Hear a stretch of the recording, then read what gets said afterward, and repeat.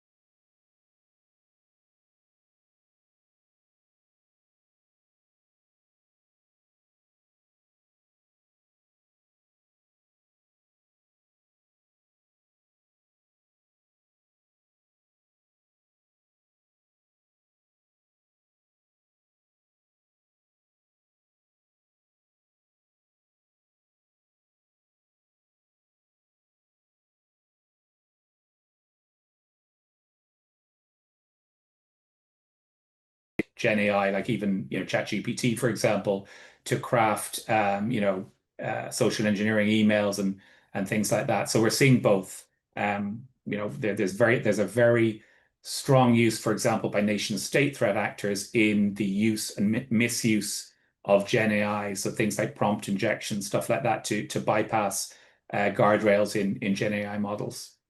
Yeah, absolutely. And within smart tech and our SOC, we're really seeing an increase in AI accelerated phishing and automated recon, really Yeah. shortening that time from initial access to impact. So it really elevates that less sophisticated threat actors and amplifies the most advanced ones. So it compresses that time between intent and execution.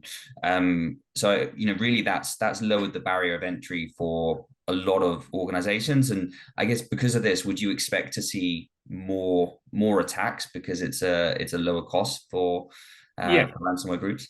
I would see that it affects three things. Firstly, it elevates the less sophisticated threat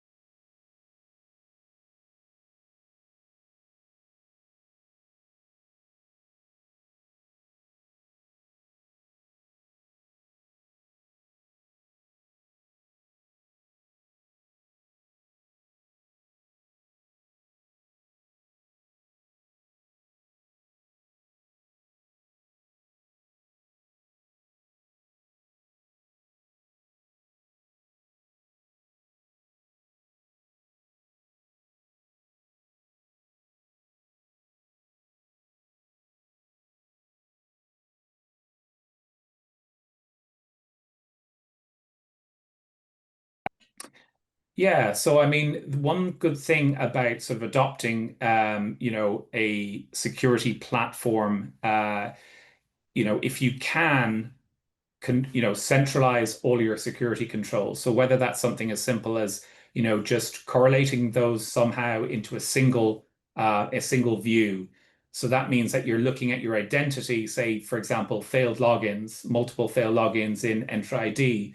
If you could correlate that with, your access logs on your VPN concentrator, or if you could look at your ESXi logs and look for VMs being spun up and down. These are sort of classic indicators that by themselves mightn't be much, but taken in together in context, they can trigger a suspicious event. So, it's not an easy job. No one's saying it is, but again, siloed tools are the enemy here. Complexity is the enemy. You need to be thinking about how you can get those logs in one place. Yeah, absolutely. I mean, SIEM's been around for many Yeah. years. So why is it more important